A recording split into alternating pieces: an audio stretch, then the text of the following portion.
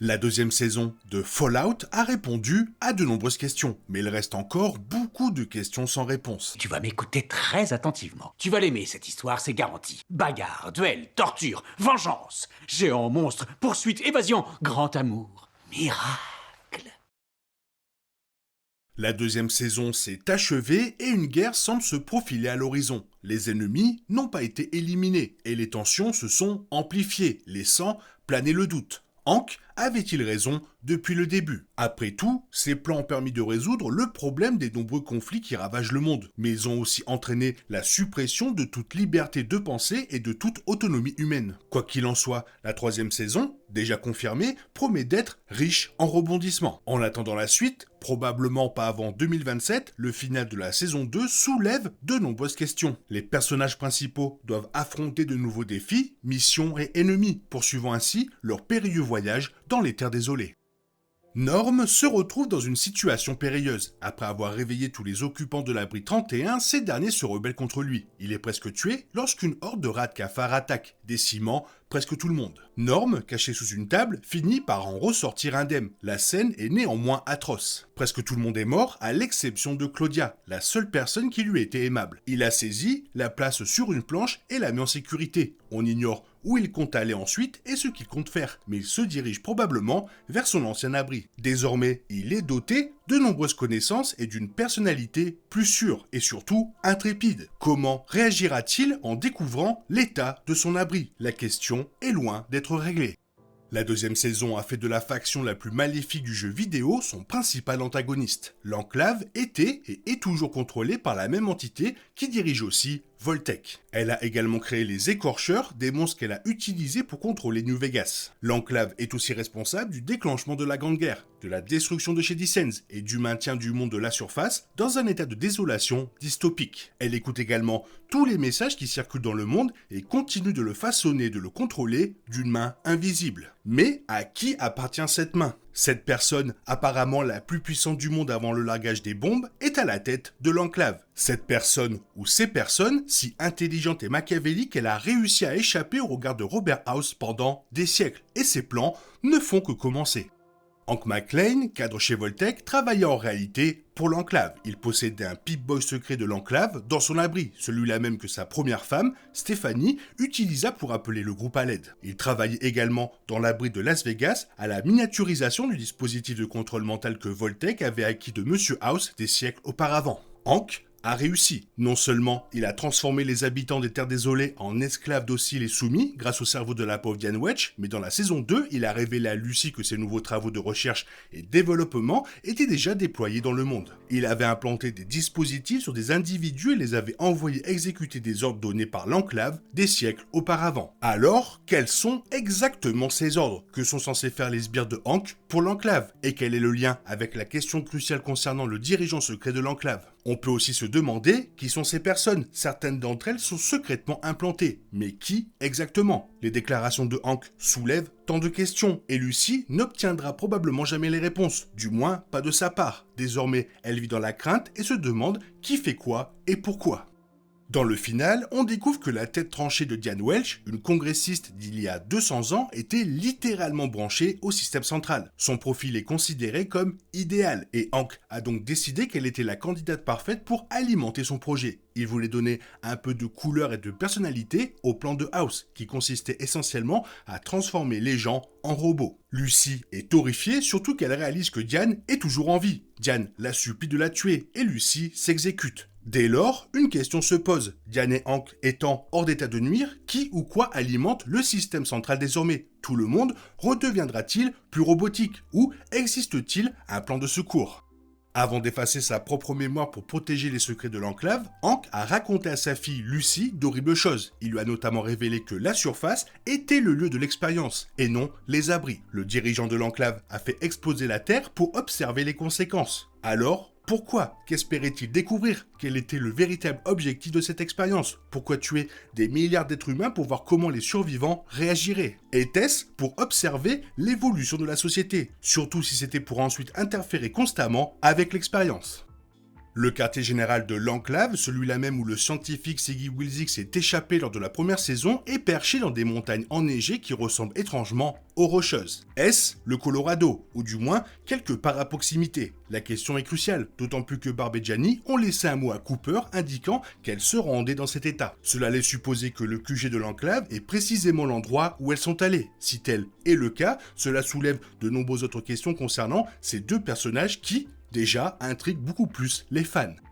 La bonne nouvelle pour Cooper, c'est qu'il sait que sa famille est en vie, mais c'est à peu près tout ce que l'on sait des deux femmes. On ignore qui les a libérées de leur capsule à New Vegas, quand et pourquoi, si toutefois elles étaient bien à l'intérieur à la base. On ne sait pas pourquoi elles sont parties pour le Colorado, ni même si elles y sont arrivées. La saison 2 a révélé que Barb n'était pas le monstre qu'on imaginait et qu'elle et Cooper s'étaient toujours aimés, mais on ne sait toujours pas grand-chose d'elle. La distance entre Las Vegas et le Colorado est d'environ 1200 km, soit une bonne grosse randonnée. Marcher n'est certes pas l'idéal, mais dans un monde post-apocalyptique, pour quelqu'un de quasiment indestructible, c'est tout à fait possible. Cela impliquerait pour la Goa'uld de traverser des terrains extrêmement dangereux, comme le désert et les montagnes rocheuses. Cela promet de belles rencontres. Mais quelle créature ou personnage pourrait-il rencontrer ? Avant l'explosion des bombes, Robert House ne comprenait pas le rôle de Cooper Howard dans les calculs de ses algorithmes concernant la fin du monde. Mais House soupçonnait Cooper d'être un tueur. On ignore encore pourquoi Cooper a joué un rôle si crucial dans ce cataclysme. S'agissait-il simplement d'un accident, puisqu'il avait fourni à l'Enclave la diode à fusion froide, ou était-ce plus complexe ? Le dernier président des États-Unis est depuis longtemps une figure énigmatique. Les jeux ont révélé que ce membre secret de l'Enclave avait disparu 6 mois avant le largage des bombes. Grâce à la saison 2, nous avons désormais un visage pour le probable dernier commandant en chef, celui qui a trahi son pays et le monde après avoir récupéré la diode. Mais de nombreuses questions demeurent à son sujet. Le président a-t-il largué les premières bombes ? Si oui, était-ce son choix ou a-t-il obéi aux ordres du véritable chef de l'Enclave ? Ou était-ce lui-même le chef ? Le dernier président a-t-il fini par se retrouver au Colorado? Est-il encore en vie? Était-il seulement présent sur la plateforme pétrolière de l'Enclave dans le Pacifique comme on l'a longtemps cru? Son rôle dans la fin du monde semble plus important que jamais. Nous ignorons tout simplement ce qu'il a fait et pourquoi. Le faux Robert House était présent à la fameuse réunion de Voltec avec les PDG des géants de la tech, où Barb a déclaré qu'ils largueraient eux-mêmes les bombes. Elle n'a tenu ses propos que parce que le dirigeant secret de l'Enclave l'avait menacé. Dans la saison 1, on a aperçu une silhouette mystérieuse observant la réunion. Barb a jeté un coup d'œil à cette personne juste avant de délivrer ce message terrifiant. On a supposé à l'époque qu'il s'agissait de quelqu'un d'important. Mais était-ce vraiment le cas? Était-ce quelqu'un comme Siggy Wilzig, chargé de lui transmettre le message de l'Enclave? Ou bien le dirigeant secret de l'Enclave tirait-il les ficelles dans l'ombre? Le fait que Barb ait levé les yeux juste avant d'annoncer qu'ils largueraient eux-mêmes les bombes est aujourd'hui encore plus inquiétant. Avant le largage des bombes, Siggy Wilzig travaillait pour le dirigeant secret de l'Enclave. 200 ans plus tard, on le réveilla de sa capsule cryogénique au QG de l'Enclave pour qu'il travaille sur la fusion froide. Mais il la vola et la fit sortir clandestinement pour la remettre à Moldaver. Pourquoi tout cela s'est-il produit? Pourquoi le dirigeant de l'Enclave lui a-t-il fait confiance au départ? Qu'est-ce qui a conduit à sa cryostase puis à son réveil 2 siècles plus tard? Et comment l'Enclave a-t-elle pu ignorer son revirement total concernant son rôle au sein de la Cabale? Pour un personnage si peu présent à l'écran et mort si rapidement dans la chronologie actuelle, Wilzig est un personnage essentiel dont nous ne savons rien. House est vivant, enfin presque. Grâce à la fusion froide qu'il maîtrise désormais après la saison 2, il est de nouveau en vie dans l'ordinateur où il peut, en théorie, vivre éternellement, tant qu'il est alimenté par cette technologie. Et même si Cooper a laissé son Pip-Boy au fin fond de l'abri de New Vegas, le signal de House n'est pas perdu. On a aperçu son visage sur le grand écran de son penthouse dans les derniers instants de la saison. Il reste un acteur majeur, mais est-il vraiment si puissant? Est-il suffisamment puissant pour protéger sa ville de la Légion? Ou pour repousser la RNC? Ou bien utilisera-t-il l'un de ses robots Securitrons pour suivre Cooper dans son aventure au Colorado? House n'a peut-être plus de corps, mais il peut désormais aller partout où il y a un Pip-Boy. Enfin, en théorie. La phase 2 des abris 32 et 33 implique l'utilisation du VEF. Ce procédé transforme les gens en mutants. Certains deviennent des monstres répugnants, d'autres d'immenses machines de guerre vertes. Que prévoyait exactement l'Enclave, les investisseurs de Voltec, pour les abris que Stéphanie souhaite désormais détruire? À quel point ces plans sont-ils terrifiants?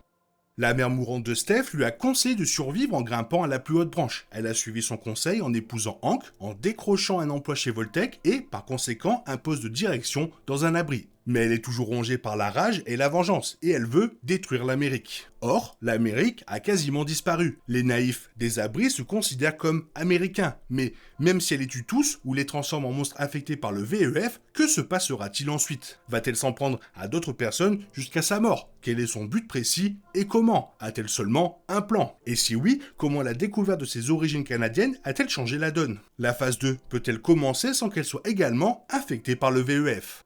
Et à propos de Steph, a-t-elle vraiment tué Woody? Comment expliquer autrement la présence des lunettes du disparu de l'abri dans son lavabo? Si ce n'est pas elle, où est-il? Que lui a-t-elle fait? La Nouvelle République de Californie est de retour. Elle a sauvé Maximus et New Vegas des écorcheurs grâce à une apparition surprise et triomphante. Il s'avère que de nombreux membres se trouvaient dans le désert, attendant d'être réunis. Mais la RNC contrôlait autrefois un territoire équivalent à plusieurs États. Quelle est donc la véritable puissance de cette version ressuscitée? La même question se pose pour son vieil ennemi qui a lui aussi retrouvé des forces lors du final de la saison 2. Le nouveau César de la Légion marche sur Vegas, mais après leur propre guerre civile sanglante, ce groupe est-il vraiment dangereux?